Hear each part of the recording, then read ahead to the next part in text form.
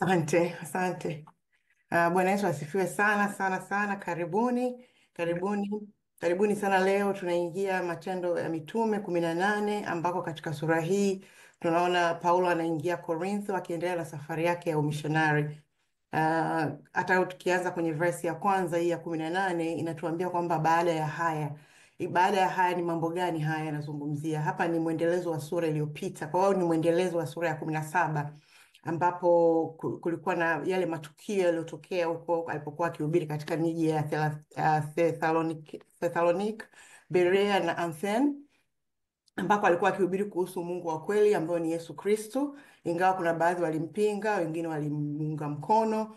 Kama amefesi hizo changamoto, ingawa wengine walimuunga mkono kama nilivyosema, lakini Paulo anaingia mji wa Korintho, jiji jingine ambalo ni Ugiriki. Anaendelea na hii huduma yake. Ndio tutaona leo huu mji wa Korintho ulikuwa ni mji wa kitajiri sana. Wengi wao walitegemea sana imani za kuabudu miungu ya masanamu, ukahaba, uasherati. Huu ulikuwa ni yani mji una maadili mabaya sana. Kwa hiyo Paulo anaingia hapo, anatii, anatumwa na Mungu. Na hii mji wa Korintho, the way ambavyo ulivyokuwa, yani hilo jina lilikuwa ni baya sana that time, kiasi kwamba hata sasa hivi hata ukiangalia kwenye dictionary neno Corinthianized linamaanisha kwamba kuishi maisha ya uasherati. Kwa hiyo leo hii chapter yetu ina mistari 28 na verses 28. Nimeplan kufanya verse 1 mpaka 17. Sio ndefu sana. Kama Mungu akibariki tunaweza tukamaliza leo, lakini my plan is kumaliza section ya pili next week. Kama muda ukitosha vizuri, hakuna discussion nyingi, nitaomba tumalize leo. Kwa hiyo kama kawaida yetu, naomba tuanze kusoma. Tuanze kusoma. Tutasoma verse 1 mpaka 8, alafu tutadiscuss. Karibu Sister Anna, naomba unisaidie kusoma, moderator. Amen, mtumishi. Nitasoma Matendo 18 mstari wa kwanza mpaka 8 kama inavyosomwa hapa. Inasema, baada ya haya Paulo aliondoka Athini akaenda Korintho. Huko alimpata Myahudi mmoja jina lake Akila, mzaliwa wa Ponto, ambaye alikuwa amewasili karibuni kutoka Italia pamoja na mkewe Priscilla, kwa sababu mfalme Klaudio alikuwa ameamuru Wayahudi wote waondoke Rumi. Paulo akaenda kuwaona. Mstari wa 3, akakaa nao na kufanya kazi na Akila, kwa sababu wote wawili walikuwa mafundi wa kutengeneza mahema. Kila siku ya Sabato Paulo alikwenda katika sinagogi akajaribu kuwavuta Wayahudi na Wagiriki waamini. Unaweza ukasonga mbele mtumishi. Mstari wa 5. Sila na Timotheo. Mstari wa 5. Sila na Timotheo walipofika kutoka Makedonia, walimkuta akihubiri na kuwashuhudia Wayahudi na Wagiriki kuwa Yesu ndiye Kristo. Walipombishia na kumtukana, alikung'uta mavazi yake akawaambia, mimi sina lawama mkipotea, lawama iko juu yenu wenyewe. Tangu sasa nitawahubiria mataifa neno la Mungu. Kwa hiyo Paulo akaondoka akaenda kwenye nyumba ya mtu aitwaye Tito Yusto, aliyekuwa mcha Mungu. Nyumba yake ilikuwa karibu sana na sinagogi. Kiongozi wa hilo sinagogi aliyeitwa Crispo akamwamini Bwana pamoja na jamaa yake, na Wakorinto wengi waliomsikia Paulo wakaamini na kubatizwa. Amen. Amen. Asante sana, ubarikiwe. Wako moderator tena na kurudishia kipindi. Amen. Haleluya, haleluya. Bwana Yesu asifiwe tena, wateule wa Mungu. Kama tulivyosema, tumesoma mstari wa kwanza mpaka wa 8 wenye kichwa cha habari subheading Paulo katika Korintho, kama alivyotupa briefing mwalimu wetu wa leo. Karibuni ambao wako tayari kuweza kuchangia. Karibuni kwa kunyosha mikono, na nita invite on first come first saved. Sister Victoria, karibu, you are the first, and then atafuata Sister Rebecca. Karibu Sister Victoria. Bwana Yesu asifiwe. Amen. Anavyotuambia kiongozi, nataka kuchangia kitu kidogo kuhusu mstari wa kwanza kuhusu huo mji wa Corinth. Kama alivyosema, ninaangalia mahali alipotoka Paulo huko Athena anaenda Corinth. Athena penyewe alipata upinzani kama tulivyosoma kwenye iliyopita, upinzani wa hali ya juu. Bado anaenda Corinth. Unajua hapo hiyo namba hapo. kwa Waswahili wanasemaga msemo kwamba unaruka mkojo unakanyaga mavi. Miji yote hiyo miwili kwa ina changamoto. Huko alikotoka akapata vita, upinzani wa hali ya juu, na bado amepata moyo wa kwenda Corinth. Ukiangalia Corinth kama alivyosema mtumishi, anasema ulikuwa ni mji maarufu katika biashara, katika tamaduni, kwa maovu ya kila aina. Lakini tunamuona Paulo hapa anaenda katika ule mji, pamoja na changamoto alizozipata huko alipopitia. Ingekuwa kwa hali ya kawaida, yani kwa mawazo ya kawaida, najifikiria mimi ningesema pamoja naye nimepata matatizo yote, afu niingie huku tena, na huku penyewe panaonekana ni mahali pa kutisha. Kwa hali yani, hayo ni mawazo ya kibinadamu. Lakini nimewasikiliza Gianna Chat last week, wanasema sometimes changamoto au mashida ya watu inakuwa ni sehemu, yani ni mtaji kwa mtu mwingine. Kwa Paulo alikuwa anaangalia kilicho mbele yake, na hii mashida ya mji ndio ilikuwa kama mtaji kwake yeye. Unaona, kwa Paulo kwa Corinth ilikuwa ni kama mtaji. Anajikita katika matatizo yote hayo, lakini baadaye nikimwangalia yeye, mimi katika safari zake, kuna kitu ambacho najifunza hapa, kwamba yani hiyo perseverance ya kufanya kazi yote hii inatoka wapi? Nikasoma mstari wa Mathayo 28:19 mpaka 20. Unaona hapa Bwana Yesu anawaagiza wanafunzi wake kwamba nendeni mkafanye, yani mkawafanye watu wawe mataifa, watu wa mataifa yote kuwa wanafunzi, akisisitiza kuwa injili inapaswa kufikia maeneo yote, hata penye changamoto. Kwa hiyo na Corinth ni mahali penye changamoto, lakini tunamuona Paulo akienda. Ninaoanisha huu mstari kwamba hata mahali ambapo kwenye shida, mahali penye matatizo, yani kwake yeye ilikuwa ndo amepata mtaji wa kufanya kazi yake kama alivyokuwa ameitwa na Mungu. Lakini ukisoma huu mstari pia, mstari wa 20 inasema atakuwa na nyie. Kwa hiyo mnavyofanya kazi za Mungu sio kwamba mko peke yenu. Anasema I'll be with you to the end of the age. Pia tukisoma 1 Corinthians 15:58 inatuambia kwamba our labor in Christ, our labor in the Lord is not in vain. Kwa hiyo vitu vyote tunavyoweka ni sadaka mbele za Mungu, tukiangalia kule ile reward tutakayopata mwishoni. Amen. Amen. Hallelujah. Karibu Sister Rebecca and then Sister Jane. Amen. Bwana Yesu asifiwe wapendwa. Amen. Amen. Nataka kuadd kwenye hilo kama swali ameuliza Sister Vicky ya kusema perseverance ya Paul ameipata wapi. Tunakumbuka kuna mahali ambapo Bwana Yesu aliwaambia watu kwamba yule mwenye dhambi sana huwa yani ni kama mtu mwenye deni. Yani kama mimi nikisamewa deni la 2,000,000 sio sawa na mtu alisamewa deni la 1,000. Kwa hiyo kwa Paulo ambaye mwenyewe anajiita mimi ndio chief sinner, you can understand. Kwa hiyo mara zote encounter ya mtu na Mungu ndio inayodetermine safari ya mtu, dedication ya mtu na commitment ya mtu kwa Mungu. Kama ulikuwa, yani tuseme, unaweza ukaangalia hata kwenye maisha ya sasa hivi, ukimwona mtu amezaliwa katika familia ya wokovu, ameokoka toka yuko mdogo, ameenda ameolewa na mtu aliyeokoka, amefanya nini? Ni kwa neema ya Mungu. Ni tofauti na mtu ambaye ametolewa huko, yani ametolewa huko kwa mangwala na manini, akija huku anakuja na passion. Amen. Kwa hiyo mimi mtoto wangu binafsi ni hapa kwa hawa kina Priscilla ambao walikuwa wamefukuzwa Italy, wanakuja huku. Hiki tena nataka tujikumbushe tu katika maisha yetu ya kawaida. Kuna mara nyingine we are in a sehemu ambayo ni nzuri, comfortable zone, but we have to go out of kwa hiyo mahali. Tunaweza tukasikipika, tukalalamika, tukasema why? Lakini kumbe it was for the glory of God. Kwa sababu it's not all about us. Mara nyingi tunafanya maisha ni kwa ajili yetu, wakati tunaambiwa kwamba ametutoa gizani kutuingiza katika nuru yake ili tuweze kuangaza nuru ya Bwana. Kwa hiyo it's about God. Whether hicho kitu mwanzoni tulikuwa tunafaidika zaidi kuliko sasa hivi, sisi tunatakiwa tuwe na kingdom mentality kwamba it's not for me. Maybe God has a plan ambayo mimi sijui, na that plan may not be to benefit me but to benefit the kingdom of God.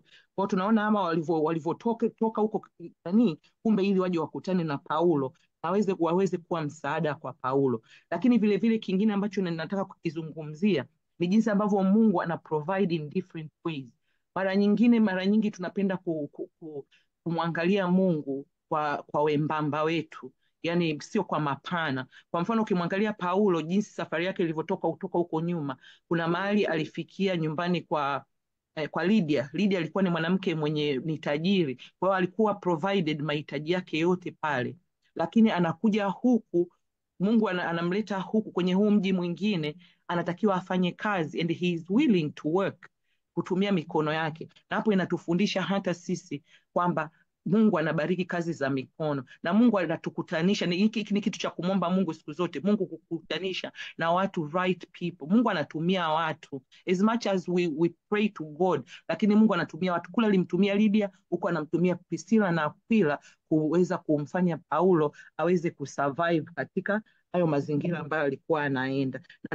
Na kitu kingine kizuri ni kwamba Mungu amemkutanisha na watu wenye the same mindset, wako kwenye the same profession, na ndio hayo yawe maombi yetu kwetu, kwa watoto wetu, kwa ndugu zetu. Mungu awe anafanya hivyo katika maisha yetu. Ngoja niishie hapo ili wengine waweze kuchangia. Mungu awabariki. Amen. Asante sana. Naomba Sister Jane, karibu. Bwana Yesu asifiwe. Amina. Amen.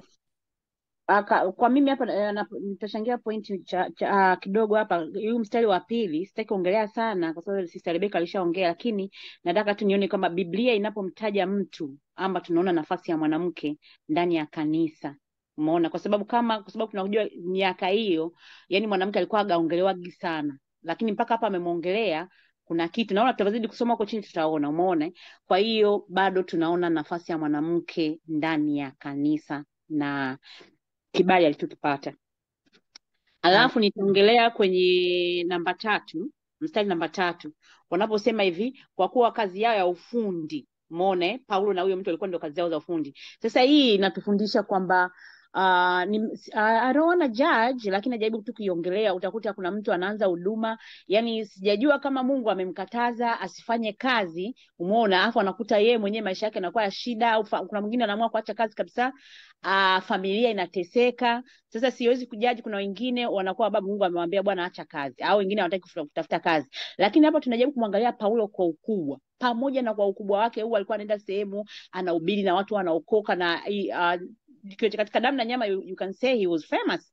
Lakini pamoja na yote bado alikuwa na huo ufundi. Ina maana kila alipokuwa anasafiri au alipokuwa anakwenda, ilikuwa kazi rahisi kufanya hiyo kazi yake. Umeona? Ambao labda ilikuwa inamuingizia kipato. Kwa hiyo hata na sisi wenyewe tukiwa kwamba vile kwamba tuna I don't know kwenye Bible study majira haya, lakini I don't know tomorrow wewe utakuwa wapi, lakini kwamba ifike mahali kwamba unaacha kazi. Roho wa Mungu amekwambia kwamba majira haya fanya kazi, uacha kazi. Kwa sababu utapoacha kazi, God will provide, atakuinulia watu. Lakini kama utainuka tu kwamba kwa ile miemko ya kusema ngoja nipambane na watu, nianzishe kanisa, watu watakuja, nitapata sadaka, hiyo inakuwa shida. Kuna kitu hapa nimejifunza kwa Paul. Alafu kingine tena nimejifunza hapa katika mstari wa wangapi wa kuvuta watu. Umeona? Katika masinagogi. Hii ilikuwa Yesu ya kuwahubiria watu. Umeona? Kuwavuta ndio walengo walikuwa ni Wayahudi, lakini hata sisi wenyewe tu mazingira tulionayo yoyote ya kazini, Mungu akatupe neema, au ya familia, sehemu yoyote ile tutakapokuwa, Mungu atupe neema ili kuwavuta wale watu wamjue Yesu Kristo. Kwa sababu sio familia zote tumeokoka wote kuanzia sijui babu wa kwanza na wa pili, no. Umeona? Kwa hiyo kama Paulo alifanya hivi, nasi Mungu akapate kutupa hiyo neema ya kuwahubiria watu au kuwavuta watu kwa Yesu. Weza tumekutana nao kwenye masherehe, weza tumekutana nao sehemu yoyote, kwa sababu Mungu waga apangiwi. Amen. Alafu kuna mstari wa 6. Nataka kuongelea mstari wa 6. Yaani mstari wa 6 huu unaona kwamba kwamba amejivua hatia. Hana hatia juu ya ile damu. Sasa kwenye hichi kitu kwamba hana hatia katika hizo damu zao, kwamba ukweli mmeambiwa ni juu yenu nyinyi wenyewe, mmefanya nini? Mmeukataa. Kwa hiyo hata sisi tusiwe waoga kwenda kulihubiri hili neno. Kwa sababu gani? Hii hesabu tutadaiwa. Kweli wewe ulikuwa unahubiri kila Jumamosi kwenye Bible, katika Bible study, na ulijua neno la Mungu, na bado ulikuwa unanitumikia. Mbona familia yako hamna hata mmoja? Kwa hiyo sisi tuendelee kuwahubiria, wakikataa ni juu yao, lakini tujue kwamba neno liliwafikia. Umeona? Na hii sio kwamba inakuwa tu kwamba yani kama unajisikia, lakini what I believe, unajua neno la Mungu na tunajua kwamba kuna siku ya hesabu, lakini sasa sisi tuseme ni juu yao wao kukubali au kukataa. Hata sisi wenyewe kabla tujaokoka, Mungu hajatuleta hakutuforce. Kwa hiyo majira yalipofika tuliokoka, lakini point inakuja kwamba wewe hautokuwa na hatia. Naomba niishie hapo ili wengine wazidi kuchangia. Amen, amen, asante. Amen. Karibu sana mwalimu. Na tamani kidogo, yani hapo kidogo, na nataka kwamba alienda kuwahubiria watu wa mataifa, tujue tu kwamba sijui kama hii point imefika au nimeluka sana, au bango niache kwanza. Tamani. Amen, ubarikiwe. Basi mimi nitaanza na nitaenda kwenye kitu ambacho nimefunuliwa na mimi. Nimeona kuna utii na ujasiri. Sister Vicky umeongelea kidogo kusema kwamba walikuwa na ujasiri kweli, kwa sababu Paulo anatoka kwenye mji wenye changamoto na bado anaenda kwenye mji mwingine na kuna changamoto, kwa hiyo na bado anatii na anafanya kazi kwa bidii. Kingine pia nimeona kuna divine connection, uhusiano wa kimungu. Anakutana na Akila na mkewe Priscilla. Akila alikuwa mwenyeji wa Roma uko kama Biblia inavyotuambia, lakini alihamia Korintho. Yeye ni Myahudi, alikuwa mwenyeji wa Roma na amehamia Korintho kwa sababu walikuwa wamefukuzwa huko na mfalme wa Roma. Inasemekana kwamba Wayahudi ambao wanaamini na wasioamini walikuwa wamefanya ghasia pamoja huo mjini Roma. Kwa hiyo mfalme akawafukuza. Kwa hiyo Akila anakuja hapa Korintho, anakutana na Paulo kwenye kazi ya kutengeneza matent. Why am I saying is a divine connection? Kwa sababu hawa baadaye tunaona watakuja kufanya kazi ya Mungu. Nadhani Rebecca pia umegusia kidogo, watakuja kufanya kazi ya Mungu kwa pamoja. Kwa hiyo haya mahusiano hayakuwa tu ushirikiano katika kazi, bali ilikuwa ni ushirikiano wa kazi ya kifalme, yani ya ufalme wa Mungu. Huyu Akila na Priscilla walikuwa ni waaminifu sana katika kumtumikia Mungu. Walikuwa na msaada mkubwa sana kwa Paulo katika kueneza Injili. Tutaona huko mbele. Hata Paulo katika barua zake kuna sehemu ana acknowledge mchango wao, anashukuru, anasema kwamba kwenye Warumi 16:3 inasema salamu kwa Akila na Priscilla, washirika wangu katika Kristo Yesu. Kwa hiyo funzo ni nini? Funzo ni hivyo, ni kwamba tuangalie na sisi kama Rebecca alivyosema, sitaiongelea sana kwa sababu ni point ambayo nilikuwa nayo, ni kwamba to value relationship, yani to value uhusiano tunaopata. Unajua kwa sababu huwezi kujua, ni vizuri pia kumuuliza Mungu katika uhusiano. Unapata labda rafiki, unapata new friends. Sangine unaweza kusema at this age mbona napata rafiki mpya, kumbe sangine kunakuwa na kusudi, na sangine rafiki anaweza akaja kwa msimu mfupi ukashangaa mbona hata labda hatuendani, labda kumbe sangine kuna makusudi. Sangine unapatana na mtu unashangaa mbona napatana naye at this time, kwa labda ni vizuri pia kuwa na kuuliza Mungu kuna kusudi lolote kwenye huu uhusiano katika maisha. So ni hiyo point yangu ya pili. Alafu wito wa kumtumikia Mungu usiwe kizuizi. Wito wa kumtumikia Mungu usiwe kizuizi kufanya kazi. Kwa hiyo inatufundisha kwamba wito wa kumtumikia Mungu usizuie kufanya kazi. Paulo alifanya kazi ili ajikimu. Ingawa for the first time wakati nasoma hii, yani nimepata mtazamo tofauti. Na mimi zamani nilikuwa hivyo kama Jane kidogo umesema kwamba usije kuwa una judge, lakini hata mimi zamani nilikuwa nasema mbona najua kuna wachungaji wanafanya kazi, mbona kuna walimu wanafanya kazi, kwa nini huyu mtu afanye kazi? Lakini yani hii imekuja strongly this time kwamba nadhani sijui ni Holy Spirit ananiambia kwamba yani imenifanya nifikirie kwamba lazima watu wana changamoto. Yani ukiona mimi najua wachungaji wanafanya kazi, lakini I believe lazima kutakuwa na changamoto katika huduma. Sisi tulikuwa tunafanya review few days back, alisema Sister Kanana jambo zuri sana, how do they balance? Na mimi kwa nikafikiria wana balance vipi? Mimi nafanya kazi full time, yani huu muda wao haunitoshi. Kufanya tu huduma peke yake sio kazi rahisi. Wanafanyaje kazi pamoja? Wanawezaje kufanya yani kazi, huduma na kazi? Kwa hiyo mimi I believe, yani natamani nikutane na mchungaji au mwalimu nimuulize, kwa sababu sijawahi kufikiria kusema kwa kweli. Nilikuwa nafikiri ni kitu rahisi, lakini wakati nasoma hapa ndo nimegundua no, sio rahisi hivyo.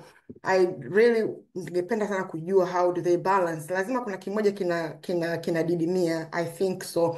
Kwa hiyo imenileta kwenye point ya pili ambayo ni kwamba imenifanya kwamba nimehisi kwamba naamini ni vizuri kusupport watumishi jamani. Yani ukisikia moyoni tusupport watumishi wanaofanya kazi ya Mungu. Tusifikirie tu kwamba ana kazi au sijui mbona hafanyi kazi. It's good kusupport ili wafanye kazi vizuri, kwa sababu unaona hata Mungu alimuinulia Paulo. Hapa tunasema tu Paulo alifanya kazi, lakini kuna sehemu tunaona Paulo Mungu alimuinulia watu wa kumsaidia. Na kama alivyosema Sister Jane, ni vizuri ukifanya kazi ya Mungu kwa utii mapenzi yake, Mungu atakuinulia watu. Paulo aliinuliwa watu. Tunaona kwenye verse 5 inaonyesha kwamba Sila na Timothy walimletea msaada Paulo, kwa sababu verse 5 inasema baada ya Sila na Timothy kuwasili Makedonia. Tunaangalia kwenye, ukiona hiyo wa Korintho mstari wa 2:11-9 inasema baadaye Paulo alikuwa akiwaandikia hawa wa Korintho, walikuwa Wakristo, yani alivyokuwa wanaandikia, Paulo alikuwa anawaandikia, inasema nilipokuwa nanyi nilipungukiwa na chochote, sikuwa mzigo kwa mtu yoyote, kwa maana ndugu waliotoka Makedonia walishatosheleza mahitaji yangu. Kwa hiyo nilijizuia na nitaendelea kujizuia kuwa mzigo kwenu kwa njia yoyote. Ndio Paulo anajaribu sana kutokuwa mzigo, ndio maana kwa anajaribu afanye kazi ya kujikimu, lakini at the same time kumbe ni mtu nadhani anahitaji msaada. Kwa hiyo unaona hata hiyo anasema ndugu kutoka Makedonia ambao walikuwa ni Timothy na Sila, nadhani walimpelekea msaada. Kuna sehemu nyingine pia tunaonesha ambazo Paulo alipewa msaada. Ukiangalia Wafilipi 4:15-16 inakwambia zaidi ya hayo, ninyi Wafilipi mnajua kwamba siku za kwanza nilipoanza kuhubiri Injili, nilipoondoka Makedonia, hakuna kanisa jingine lililoshiriki nami katika kutoa na kupokea isipokuwa ninyi. Kwa verse 5 kama unavyoona inatuambia baada ya hawa jamaa kufika Sila na Timothy, Paulo alianza kutumia wakati wake wote kwa ajili ya kuhubiri, akiwathibitishia Wayahudi kwamba Yesu ndiyo Kristo. Nimetoa different version ili kuona, kwa sababu nyingine inasema tu haielezi vizuri. Kwa mfano NIV inasema when Silas and Timothy came from Macedonia, Paul devoted himself exclusively to preaching, testifying to the Jews that Jesus was the Messiah. Nataka tu hapa kuonyesha kwamba kuna uwezekano kabisa, yani the way nilivyokuwa naangalia hizi scriptures, kuna uwezekano kabisa kwamba baada ya kupokea misaada ilimsaidia sana, ilimboost Paulo kuendelea kuhubiri yani kwa muda zaidi. Amen. Kingine nimepata ni kwenye hii uvumilivu, consistency, hiyo ni straightforward inaonekana. Kwa hiyo Paulo alifanya kazi kwa bidii sana kila Sabato, ingawa matokeo ya huduma yake maskini yakuwa hayaonekani kwa haraka. Kwa hiyo alihitaji uvumilivu, akaendelea kuwa na imani na consistency. Verse 6 tunaona anapata dhihaka kwa kufanya kazi ya Mungu na pamoja na juhudi zake hawa jamaa bado wanampinga, wanamtukana. Paulo anaona akumute mavazi yake na anaenda kwa mataifa. Kwa hiyo najifunza kwamba tunapokutana na upinzani, popote pale tunapokutana na upinzani, especially kwenye kazi ya Mungu, tusikate tamaa. Kibinadamu ndio unaweza kufadhaika, lakini tusikate tamaa na ile kazi ya Mungu. Unaweza kukata tamaa, sio kukata tamaa, unaweza ukatoka, usinganganie pale. Just move on, endelea na kazi ya Mungu, kwa sababu kumbuka Mungu ndio anayeshughulika na watu, sio sisi. Unajua sisi kibinadamu tunataka kubadilisha mtu mpaka unakuwa frustrated. No. Yani hata kingine pia nilikuwa nawaza, unavyoenda kufanya pia kazi ya Mungu, usifikiri kwamba yani kazi yako haitakuwa credited na watu kwa sababu watu wamekukubali. Ukienda sehemu kwa sababu umekubaliwa, usifikiri ndio kwamba yani ndio anafanya kazi vizuri. Okay, ni sawa kabisa, mara nyingi umekubalika, labda kweli Mungu amelegeza mioyo ya watu, Mungu amekutuma. Lakini wale watu wanakapokukataa, isiwe ndio kipimo kwamba labda sifanyi kazi vizuri, maybe I'm not doing the right job. Unajua unaweza kuwa frustrated, kumbe sio kipimo ni Mungu, ni kusudi la Mungu. Wale watu ni Mungu mwenyewe anashughulika nayo, na usinganganie hapo. Yani kumbuka, kwa sababu kuna sehemu nyingi watu wanahitaji hivyo vitu na wengine wako tayari kupokea. Kwa hiyo unasonga mbele kama alivyotuambia kwenye Mathayo 10:14, yani ukikataliwa, kung'uta miguu, unatoka unaenda kwenye nyumba nyingi, unaondoka. Kingine ni wakati nasoma hapa nimefunguliwa kwamba neno lazima lihubiriwe despite ya upinzani. Kwa hiyo Paulo alitambua hili, alijua kwamba lazima habari ya Kristo isikiwe na ipelekwe kwa Israeli. Na ndio maana utaona Paulo alikuwa anaanza kwa Wayahudi pamoja na huo upinzani. Wakati nasoma nikapelekwa kwenye habari ya Ezekiel, ni ndefu kidogo, naomba sana moderator naomba nisomee. Nimeiona kwamba imefanana kidogo na hii ya Paulo, upinzani anaopata, kwa sababu ni lazima apeleke hata kama atakutana na upinzani. Nadhani Paulo alijua hili. Naomba unisomee Ezekiel 3:4-11 please. Sawa kabisa, nitasoma mtumishi. Ezekiel 3:4-11. Ndio. Akaniambia, mwanadamu, haya, waendee wana wa Israeli, ukawaambie maneno yangu, maana wewe hukutumwa kwa watu wa maneno mageni ama wa lugha ngumu, bali kwa nyumba ya Israeli, si kwa watu wa kabila nyingi wenye maneno mageni na lugha ngumu, ambao huwezi kufahamu maneno yao. Bila shaka kama ningekutuma kwa watu hao, wangekusikiliza, bali nyumba ya Israeli hawakusikiliza wewe, kwa kuwa hawanisikilizi mimi. Maana nyumba yote ya Israeli wana vipaji vigumu na mioyo yenye ukaidi. Tazama, nimeufanya uso wako kuwa mgumu juu ya nyuso zao, na kipaji cha uso chako kuwa kigumu juu ya vipaji vya nyuso vyao. Can we move to the next? Yes. Kama almasi ilivyo ngumu kuliko gumegume, ndivyo nilivyokifanya kipaji chako. Usiwaogope wala usifadhaike kwa sababu ya nyuso zao, wajapokuwa ni nyumba ya kuasi. Tena akaniambia, mwanadamu, maneno yangu yote nitakayokuambia yapokee moyoni mwako na kuyasikia kwa masikio yako. Haya, enenda ukafikirie watu hao waliohamishwa kwa wana wa watu wako, ukaseme nao na kuwaambia, Bwana Mungu wasema hivi, kwamba watasikia au kwamba hawataki kusikia. Amen.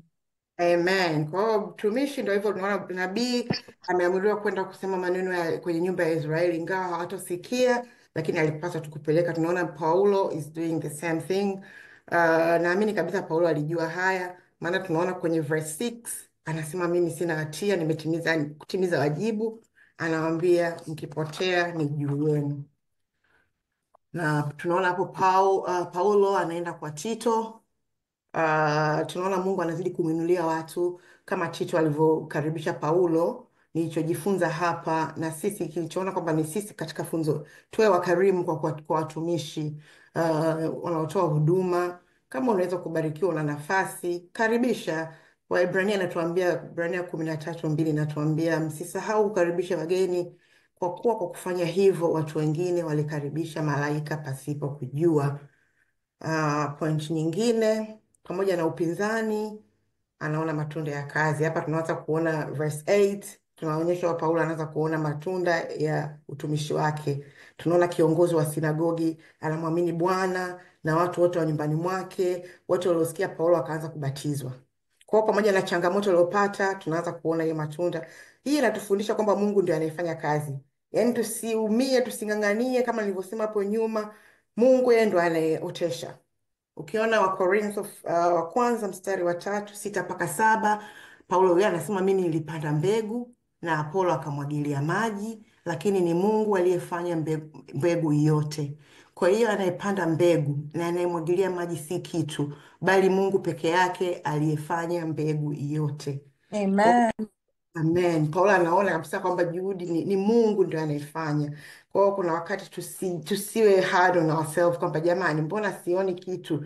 Tuendelee kupanda hiyo mbegu. Mungu ataotesha katika jina la Yesu Kristo. Kwa hiyo ndio end. Naomba tuingie sehemu ya pili. Karibu moderator, naomba nisaidie kusoma mstari wa 9-17. Mstari wa 9-17 nitasoma. Usiku mmoja Bwana akazungumza na Paulo katika ndoto, akamwambia, usiogope, endelea kuhubiri wala usikate tamaa, kwa maana mimi niko pamoja nawe, wala hakuna mtu atakayeweza kushambulia na kukudhuru, kwa kuwa kuna watu wengi walio wangu katika mji huu. Kwa hiyo Paulo akakaa Korintho kwa muda wa 1.5 akiwafundisha waamini neno la Mungu. Lakini wakati Galio alipofanywa kuwa liwali wa Akaya, Wayahudi waliungana kumshambulia Paulo, wakamkamata na kumpeleka mahakamani. Wakamshtaki wakisema, mtu huyu anashawishi watu wamwabudu Mungu kinyume cha sheria zetu.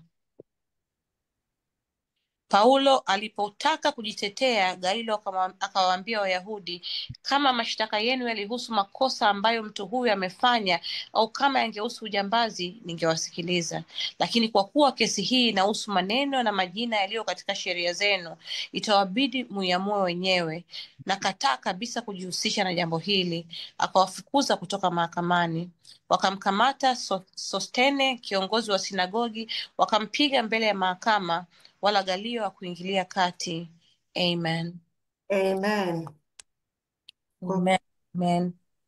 Bwana Yesu asifiwe sana, watumishi wa Mungu. Sister Jane, please confirm if this is an old hand, maana umekuwa muda mrefu. Ulikuwa ule mara kwanza ule. Okay, sawa sawa. Karibuni wateule wa Mungu ambao yuko tayari kuchangia. Tumesoma mstari wa 9 mpaka 17. Kwa wale walio tayari, karibuni. Sister Rebecca, karibu, the floor is yours.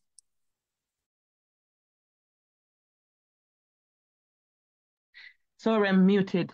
Bwana Yesu asifiwe wapendwa. Amen. Nataka nirudi hapo nyuma kidogo afu nitaendelea hapo ambapo huyu Paulo ameenda kukaa karibu na kwa Yusta, na wanasema huyu Yusto nyumba yake ilikuwa imepakana na nyumba ya mkuu wa sinagogi. Tunakumbuka huko kwenye sinagogi Paulo alifukuzwa. Kwa huyu huyu mkuu wa sinagogi kule alikuwa ni one of those people ambao they did not want to hear Paul.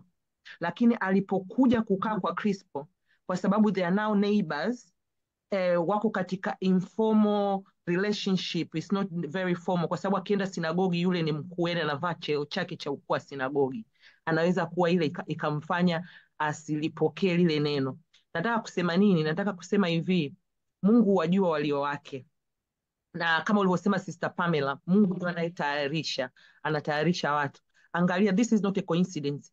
Huyu mtu ambaye alimkataa kwenye sinagogi anakuja kumkubali wakati Paulo amehamia kwenye neiba yake. Kwa hiyo na sisi inatufundisha vile vile kuwa sio mtu kwa vile amekataa neno la Mungu, kwa vile unafanya naye kazi, ukakutana naye kwenye party au ukakutana naye sehemu nyingine, you don't give them a chance. Yani ni kwamba position ya mtu au mazingira ya mtu yanaweza yakamfanya mtu asipokee neno fulani, lakini sisi tusikate tamaa, tuendelee kulituma lile neno. Na vile vile inatuonyesha kwamba umuhimu wa kuhubiria watu katika mbalimbali, majirani, sio tu mpaka ukiwa sinagogi ndio unahubiri. Kwa hiyo Paulo alikuwa anafanya nje na ndani, anapofanya kwenye sinagogi ndivyo anavyofanya alivyo nyumbani. Lakini kingine nilichokiona hapa, mstari unaofuata wa 9 inasema Bwana akamwambia Paulo kwa usiku kwa maono. Kwa maono yalikuja kwamba usiogope. Mungu siku zote ukisoma katika Biblia ana mahali popote anaposema usiogope, kwa sababu palikuwa na hofu. Siwezi kukwambia usiogope kama hamna hofu. Nothing like that. Yani tuseme labda uko kwenye mahali penye furaha, una furaha afu nakwambia usiogope, tutanishangaa. Kwa hiyo inawezekana kwamba Paul alikuwa amefika mahali kama mwanadamu, kuna kahofu fulani alikuwa ameanza kumuingia kwa sababu ya kazi na upinzani ambao alikuwa anakutana nao. Na kitu kikubwa ambacho tulidiscuss tulivyokuwa tunafanya review ni kwamba mara nyingi kwa watumishi wa Mungu, especially watumishi wa Mungu walioko at top, kwa sababu everyone is expecting them to be strong, is expecting them to have solution, is expecting them to be overcomers. Unakuta kwamba they don't have anywhere to channel hofu zao, doubt zao. Ni hapa ndipo Mungu huwa inabidi wawe karibu sana na Mungu ili Mungu aweze kuwa comfort. Lakini sisi kama kanisa tunatakiwa na sisi tuwe available kwa comfort, kama sio personally basi kwa maombi tuwakumbuke, kwa sababu na wao huwa wanapita vipindi ambavyo kwa kweli ni lonely at the top. Umeona, it's lonely at the top, kwa sababu unaweza ukafikiria, kwa mfano naweza nikatoa tu mfano wa mtumishi mkubwa tu, sei Mwakasege, mwalimu Mwakasege kwa mfano. Kweli Pamela, unaweza ukaenda ukamwambia mwalimu nimekuja leo umenielewa? It's hard. Kwanza hata kupata ile access inakuwa ngumu, lakini you don't know what he's going through. Lakini yeye anaendelea kupiga injili. Watu wakumbuke ndani watumishi wa Mungu kama hao ambao mara nyingi, lakini namshukuru Mungu kwamba Mungu ni wa neema na rehema, alimtokea huyu kabla, kwa sababu inaelekea alianza kuona kwamba hii kazi itakuwaje. Unaona, Bwana akamwambia nitakuwa pamoja nawe, hapana mtu atakaye kushambulia ili kukudhuru, kwa maana mimi nina watu wengi katika mji huu. Kwa sababu tunajua jinsi ambavyo Paulo ameshambuliwa huko nyuma. Maybe alishaanza kuona kwamba hawa wasije kuwa tena wanataka kunishambulia, mbona have had enough. Lakini Mungu akamwekea, na Mungu uaminifu wake anasema kwa miezi 6 akaanza kunani. Kingine hapo namalizia hapo kwenye hiyo kwamba hata tunapokuwa comforted basi na sisi tuwe comforted Kwa sababu sasa Mungu anakucomfort, lakini wewe bado unaendelea kuworry. Unaona kama lile neno halitatimia kwa sababu unayaangalia yale unayoyaona. Tuache kuangalia yale tunayoyaona, tuangalie kile Mungu anachosema. Mungu awabariki. Amen. Barikiwa sana. Karibu Sister Victoria and then Sister Jane. Bwana Yesu asifiwe. Amen. Nafikiri pointi zangu zote ameziongelea Prof. Nilitaka kuongelea kuhusu uoga kwenye mstari wa 9, lakini kitu ambacho ninaweza nikaongezea hapo, kuna wakati mwingine huwa tunaogopa, kuna vitu tunaviogopa, una face challenges za life, unaogopa. Lakini kitu ambacho nimejifunza, hata huyu Mungu kuongea naye katika maono. Unajua Mungu anaongea na sisi kwa njia tofauti, katika maono, katika ndoto, katika sauti. Watu wengine wanasikia ile audible voice kabisa, Mungu anaongea nao katika ishara, au katika kupreach neno kama hivi. Wasikilize watumishi wa Mungu, anaweza akawa na preach kitu akasema kabisa, kama siku zote zilizopita Mwalimu Mwakasega ana preach, mimi nawaambia familia yangu, angalieni anatuongelea sisi, azifu alikuwa anatusema sisi, yani familia yetu. Umeona hivyo ndo Mungu anavyoongea na watu. Lakini ninajifunza hapa, sisi wenyewe tuna react vipi katika ile uoga wetu, au katika ile kumsikia Mungu. Ni katika neno lake, tunajikita katika neno lake. Ukiangalia ile kitu yani kinachokuletea uoga, ukakiangalia kwa macho. Nimekumbuka hata ile ilikuwa ni Peter alivyokuwa kwenye maji, kila Yesu akimwambia njoo anaweza kutembea, lakini akiangalia ile maji anadumbukia. Umeona? Kwa hiyo ni shida challenge inayokuface, badala ya uiangalie ile challenge, unatakiwa umwangalie Mungu. Na unamwangaliaje? Katika maombi, katika neno lake. Kuna wakati fulani, natoa mfano kidogo alafu nitamwachia Sister Jane aendelee. Kuna kipindi fulani na mimi uoga ulikuwa umenishika. Kipindi nimetoka kwenye msiba, nilikuwa naota ndoto za ajabu, naogopa. Yani nilikuwa kwenye uoga wa hali ya juu, ninaomba. Lakini kila nikiomba, ninasimamia kwenye mistari, namwambia Mungu nisaidie, kwa sababu ulisema katika Isaiah 41:10 kwamba I should fear not, you are with me, I should not be dismayed, you are my God. Unajua, nakaa na repeat ile mistari. Nasema 2 Timothy 1:7, you did not give me a spirit of fear, you gave me a spirit of love, power, sound mind. Mimi nina sound mind, nina mind ya Christ. Nina repeat ile mistari, ninaongea kwa kumaanisha. Lakini siku moja nikaja nikaota ndoto, na mtumishi alikuwa amenifundisha. Nakumbuka Prof alinifundishaga kitu kwamba una fight na vitu na battle wakati unaangalia. Sasa wakati wa ndoto hivyo vitu vinakuijia, vinataka kukumaliza. Nikamuona mama mmoja analimbwa alikubwa, nilikuwa nawaambia watumishi wakati tuko kwenye review, analimbwa alikubwa, alafu yeye ameangalia the other side, naangaika kumwangalia uso wake siuoni. Lakini yeye ameamrisha yule mbwa nyuma yangu, akamwambia yule mbwa nenda ukamng'ate. Yule mbwa akaja, ni mbwa likubwa. You won't believe it. Mimi ninaongea na yule mbwa, naongea na yule mama katika ndoto. Lakini kitu kilichonishangaza, naongea hizi scripture nilizokuwa naongea mchana. Namwambia yule mbwa, wala hawezi ukanibabaisha. God did not give me a spirit of fear. Nakemea yule mbwa, namkemea yule mama. Yani nilivyokuwa naendelea hivyo kuongea, yule mbwa akarudi nyuma, amenywea, amekuwa mdogo, amemfikia yule mama. Wote wamenywea, wameanguka upande wa pili. Alafu baadaye nikashtuka. Nikasema yani niliendelea nikamwamini Mungu. Nikajifunza kwamba this is the confidence that we have in him. Kila mahali tunapoita anaitika. Amen. Amen. Amen. Hallelujah. Hallelujah. Karibu Sister Jane. Amen. Samani kidogo, mimi kuna muda ule pale kuna kitu nataka kusema, sio nikawa najichanganya mwenyewe katika mstari wa 6 kidogo pale aliposema nitaenda kuwahubiri mataifa. Sasa hii nataka kutoa mfano kwa sisi wenyewe. Tunakuwa tumeokoka ndani ya familia, na unakuta kuna watu ndani ya familia wengi hawatusikilizaji. Yaani wengi wamebeba dharau, umeona Yaani wameweza, na ile inakuwa ni mazoea tu na kujua umeokoka na vitu unavyovichukulia katika wokovu. Sasa nitaongelea kwa upande wangu mimi.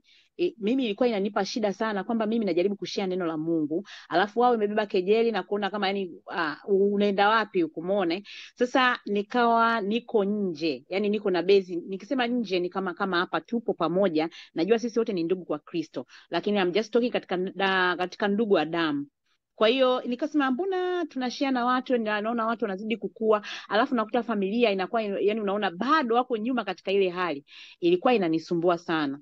Lakini sasa tunaona hata kama kwa Mungu nako ndo hapo hapo kwamba walipomfukuza, kama mimi sitakuwa nawahubiria nyinyi Wayahudi, nitaenda kuhubiria mataifa. Kwa hiyo nataka tukumbushe tu hapa, tuendelee kukumbushana. Hata pale familia ndapoina kutudharau, haitaki kutusikiliza, sisi tuendelee mbele. popote tulipo tutawahubiria, na kuna wengine watatusikia na wataokoka. Amen. Hiyo ilikuwa ya kwanza. Alafu ilikuwa katika ule sehemu nilikuwa nimesita kuongea, nilikuwa sielewi nataka kuongea nini. Alafu kwenye mstari wa 9 naona umeongelewa sana na dada Rebecca na dada Vicky. Mimi nataka kutia kitu kimoja hapo, kwamba hapa kuna yani Mungu alikuwa anampa kuna vitu viwili hapa katika 9 na 10. Tunaweza kusema kutiwa moyo. Paulo alikuwa anatiwa moyo na Mungu mwenyewe. Umeona, na kumuelezea kwamba yani unajua sisi tunauoga na uoga, lakini bado alikuwa anamtia moyo, lakini kulikuwa kuna maelekezo, na hayo maelekezo alimwambia unene na wala usinyamaze, kwamba kulikuwa kuna usiogope bali nena na wala usinyamaze. Kwa hiyo na sisi pale tunapokuwa tunafanya kazi ya Mungu, tujaribu kumtafuta Mungu kusikia maelekezo, kwa sababu kuna sehemu nyingine tunaweza tukaenda tu kwa kujifunza tu neno, lakini ni vizuri sana unaposikia maelekezo, na ndani ya maelekezo inakuwaga na ulinzi wa Mungu. Ndani ya maelekezo kuna kuwiwa nguvu za Mungu, kwa sababu Mungu yuko na wewe na ile maelekezo amekupa yeye. Kwa hiyo tumuombe Mungu katika hilo, na hata kama tutakuja msikia Mungu waga, ukimuomba sana bado atakwambia tu. Umeona, hata kama kwa kufunga na kwa kitu chochote kile, lakini Mungu bado atakupa maelekezo mazuri, na unapoenda na maelekezo yake kazi yake inakuwa nyepesi zaidi kuliko kwenda kwa mawazo yako na mtazamo. Mstari wa 11 hapa mimi nimeona utii.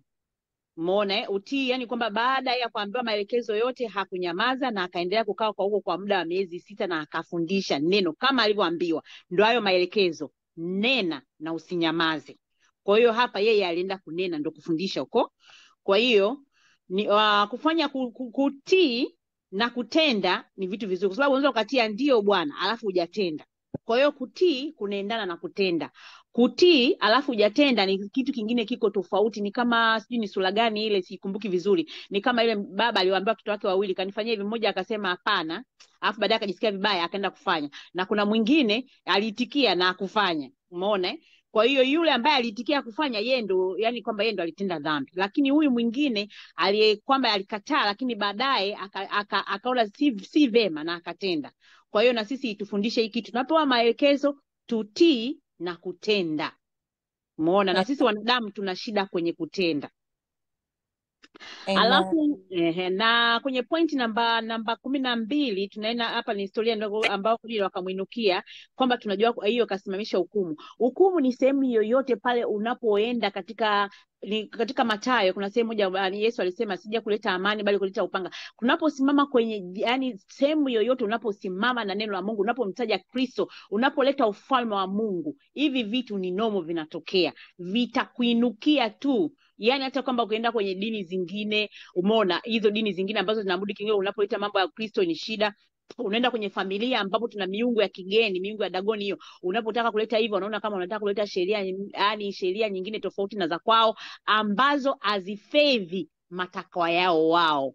Umeona kwa sababu kuna vitu wanakuwa na benefit wao, na kuna nyingine tena kwamba kuharibu miungu yao. Kwa hiyo kama unapokuwa unasema jina la Yesu unakuwa unaharibu miungu. Na hii inavyoongelea hapa sio hukumu tu kama hivyo alifanywa, hata wewe ukiwa kazini, wewe kila siku ukifika tu ni toba na kuachilia damu ya Yesu. Kwenye hiyo ofisi meneja wako mwenyewe ana miungu yake anakuja nayo kila siku. Akaenda kwa waganga wake anamwambia bwana ni yule sister Ana, kila siku akija hapo ananena ndo anakuharibia. Anakuzushia tu ili ufukuzwe katika ile ofisi. Ikiwezekana uhamishwe mpaka upelekwe huko kijijini. Kwa hiyo naye tufanye kwamba hukumu itasimama na sisi, lakini Mungu kwenye mstari wa 9 na wa 10 ikasema usiogope, mimi niko pamoja nawe, hakuna mtu atakufanya nini, atakaye kuinukia. Na katika mstari wa 13 ngoja nimalizie tu hapa, nilapa kwa haraka tu kwamba wa 13 mpaka tuseme mpaka wa 14 kuna kitu ambacho nimekiona kwamba yani Mungu si mwanadamu aseme uongo. Kila anachokisema na ndicho kinachofanyika. Umeona maelekezo yote aliyotoa, hata hii vita iliyomuinukia au hukumu iliyomuinukia hapa, Mungu bado alisimama mwenyewe, alijidhihirisha. Ndio maana katika ule mstari, miso mzuri sana wa kukalili mistari, wanasema kila silaha itakayoamka juu yako na hukumu itakayofanya nini havitokuhukumu. Hapa ndipo Mungu anaposimama yeye mwenyewe. Na nyingine tena katika huo mstari wa 17 hiyo 8 wa 16 na 4 hiyo jamaa kaondoka. Umeona, tumeona Mungu anasimama mwenyewe kama inavyosema vita ni vya Bwana. Naomba niishie hapo, mbarikiwe.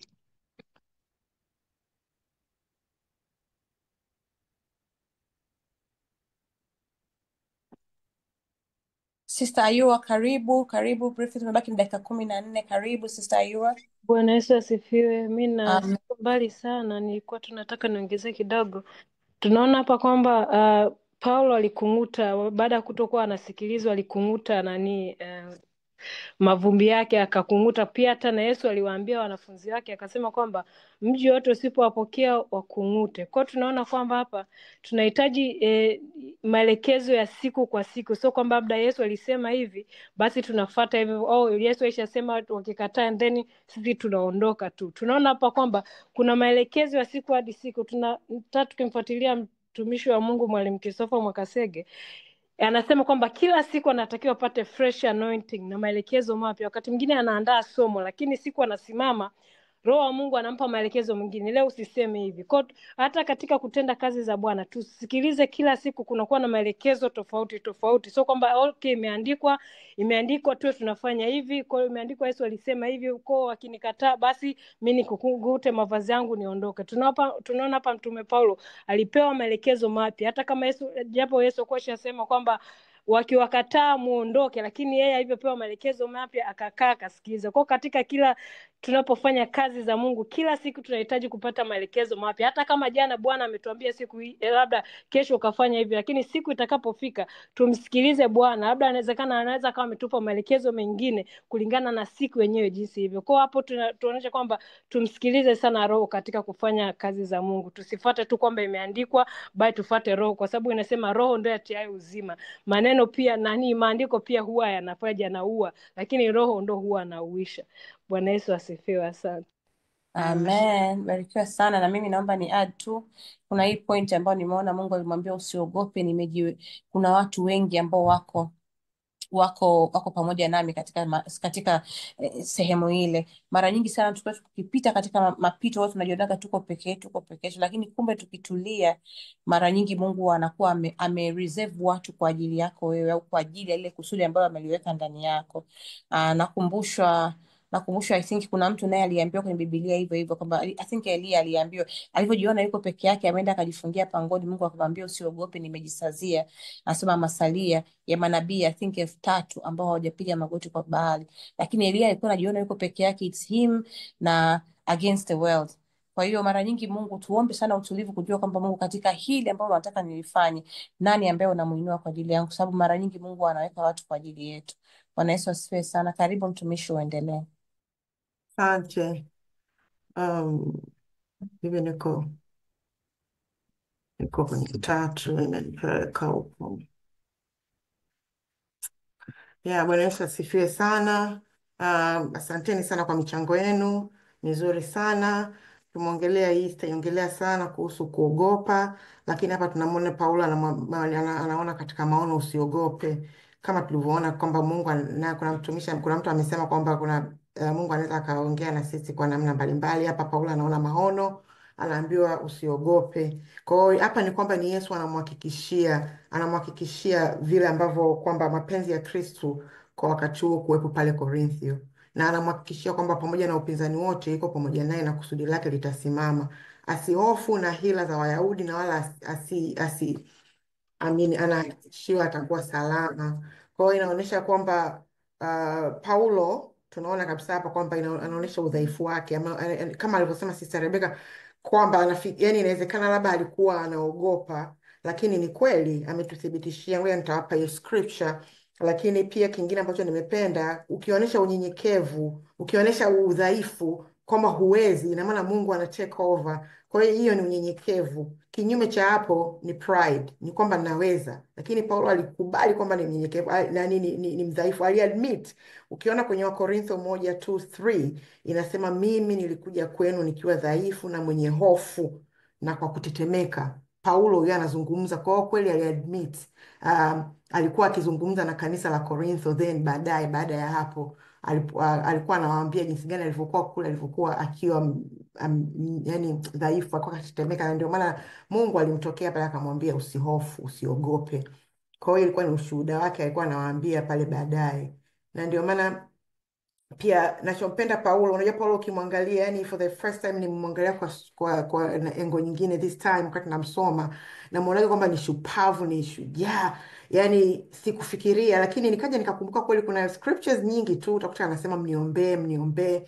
Kuna nyingine ambayo Wakorinto 2:12-10 inasema kwamba anafurahia udhaifu kwa ajili ya Kristu, kwa sababu anavyokuwa dhaifu ndipo ana nguvu. When I'm weak, you're strong. Kwa hiyo inatufundisha pia, kama Rebecca alivyosema, nisirudie sana, tuombee watumishi. Unajua watumishi unaweza ukaona wamesimama mpaka ni kama magiant, lakini kumbe yani wanaweza kuwa wanapitia hofu fulani. It is not even about kuwaombea, hata kwenda kusema are you okay, how are you, unaweza kama approach tu yani unaendeleaje na huduma.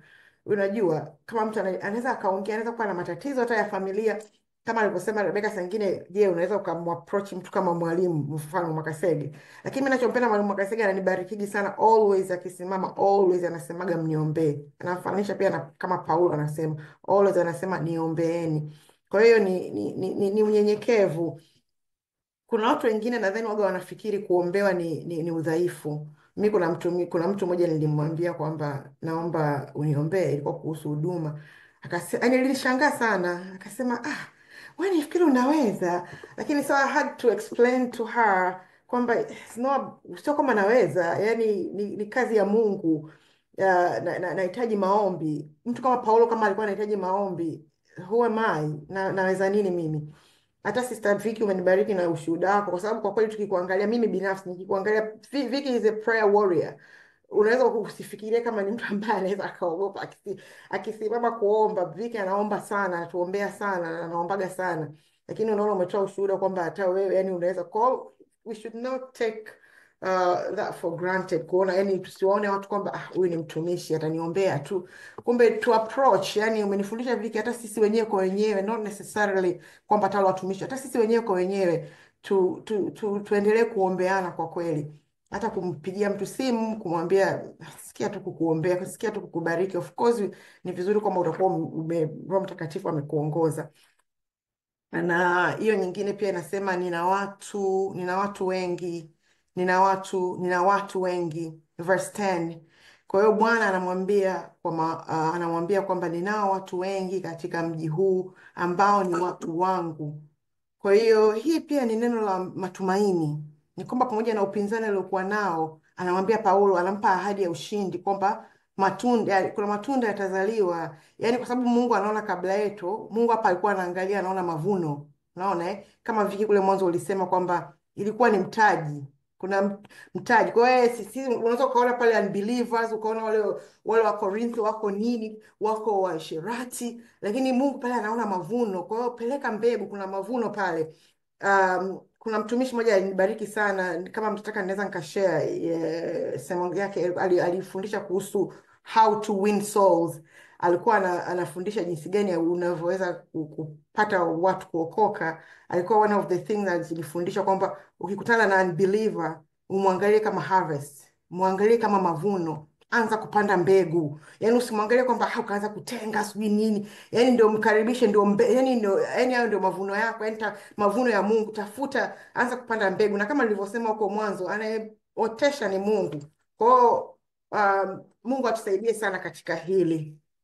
Mungu atusaidie sana katika hili. Nyingine ya verse 12 na 17 nadhani wameongea sana watumishi. Hii kuhusu pale Paulo maskini anavamiwa, anapelekwa mahakamani. Hata kabla hajaanza kuongea, huyu kiongozi Gailo anakataa kuwasikiliza, anasema sitaki kuwasikiliza mambo yenu, anawafukuza mahakamani. Kwa hiyo still pia hapo katika hilo ambapo yule Gailo, kwa sababu Paulo anapelekwa mahakamani, Gailo hataki kusikiliza. To me nimeona ni uaminifu wa Mungu. Ni kwamba Mungu kama alivyomwambia kwenye verse 9 kwamba usiogope. Kwa hiyo hapo ni definitely Mungu anamtetea Paulo na anaingilia kati kwamba hakuna mashtaka, nyie endeleeni na mambo yenu. Na hii kanipeleka kwenye Marko 13:11. Yesu alipoambia wanafunzi wake, mtakamatwa na kuletwa mbele ya mahakama, msiwe na wasiwasi kuhusu mtakalosema, bali semeni mtakalopewa wakati huo, kwa kuwa si nyinyi mtakaokuwa mkinena, bali ni Roho Mtakatifu. Kwa hapa hata Paulo tunaona hata kunena hajanena, Holy Spirit anaingilia kati. Yani wala hakuna kesi, hataki hata kuamua. Wakati natafakari hili, nikakumbushwa tukio la Yesu. Nikakumbuka wakati Yesu alipohukumiwa kwa uongo, ili walivyomsingizia, akapelekwa barazani, na baada ya kupingwa na Wayahudi, is exactly almost Paulo anacho go through. Nakumbuka Pilato alimwambia Yesu, jitetee, unajua mimi nina uwezo wa kukuachia au kusulubiwa. Nakumbuka Yesu alimwambia kwamba mamlaka yanatoka juu, yani wewe huna mamlaka. Unaipata hii habari kwenye Yohana 19. Kwa hiyo hapa ninachojifunza ni kwamba kusudi la Mungu likisimama, hata kama kuna mamlaka ya juu vipi, Mungu kusudi lake bado litaendelea. Kwa hiyo Mungu anaendelea kutukumbusha kwamba tumwamini yeye, hata kama kuna jambo lolote liko kwenye mamlaka, na kusudi lake tu litaendelea kusimama. Amen. Hapo ndo nimeishia hapo. Nimeishia hapo. Saa hizi saa 10:56. Sijui, nadhani muda umeisha. Nilikuwa ningetamani tumalizie, au muda hautatosha, labda inategemea na michango, sijui moderator, au tutafanya next week. Nadhani kwa sababu tumebaki na 4 minutes, nadhani tungefanya next week ili watu wawe na muda mrefu wa kudiscuss. Okay, basi tutafanya next week. Amen. Hallelujah. Wabariki sana sana sana. Amen. Asante sana mteule wa Mungu. Asante kwa siku yako hii njema kabisa mbele ya enzi ya Mungu. Basi naomba tufunge, alafu tutakaribisha kama kuna matangazo yoyote. Baba mtakatifu, Mungu uliye mwaminifu, unayetunza maagano, wewe ambaye misingi ya ufalme wako Bwana ni haki na hukumu, tunakushukuru Bwana. Wewe uliye kweli yetu, mfalme wa amani. Asante kwa kutufundisha tena, mfalme wa amani. Asante kwa yote ambayo umeachilia katika meza yako Mungu, mfalme wa amani, kupitia Roho wako Mtakatifu. Ni maombi yetu Mungu, tena na tena na tena na tena Bwana, yakaingie katika udongo ulio mwema, mfalme wa amani, ili Mungu kila mmoja anapotoka mahali hapa Bwana, neno lile likafanye kazi kwa ajili ya kuwaita watu Bwana, kwa ajili ya ufalme wako. Asante kwa ajili ya uaminifu wako Bwana. Tunapungua sawa sawa na Yohana 3:30 ili wewe ukaongezeke Bwana. Linda kila mwanamke ambaye umempa kibali cha kufika mahali hapa Bwana, katika jina la Yesu. Na tunapotoka mahali hapa Mungu mtakatifu, utupige chapa ile ambayo umejidhihirisha Mungu katika Ufunuo Yohana 7:8, katika damu ya Yesu Kristo mwana wa Mungu aliye hai. Tunakabidhi yote mikononi mwako, maana tunamaliza na nguvu ya Omega, tukikurudishia sifa, heshima, utukufu, nguvu na mamlaka, hata uweza Bwana, katika jina la Yesu. Amen. Amen.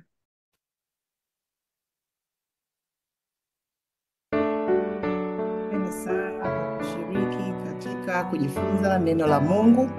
Mpendwa, kama utapenda kumpokea Yesu awe Bwana na Mwokozi wa maisha yako, na kukaribisha uombe sala ifuatayo. Baba wa mbinguni, asante kwa upendo wako na rehema zako, na kujia katika jina la Yesu Kristo. Nakiri kuwa mimi ni mwenye dhambi na naomba msamaha wako. Ninaamini kuwa Yesu Kristo alikufa kwa ajili ya dhambi zangu na akafufuka ili nipate uzima wa milele. Namkubali Yesu Kristo kuwa Bwana na Mwokozi wa maisha yangu. Ingia moyoni mwangu na unifanye upya. Nisaidie kufuate siku zote za maisha yangu. Asante kwa kunipa wokovu kwa neema. Amina.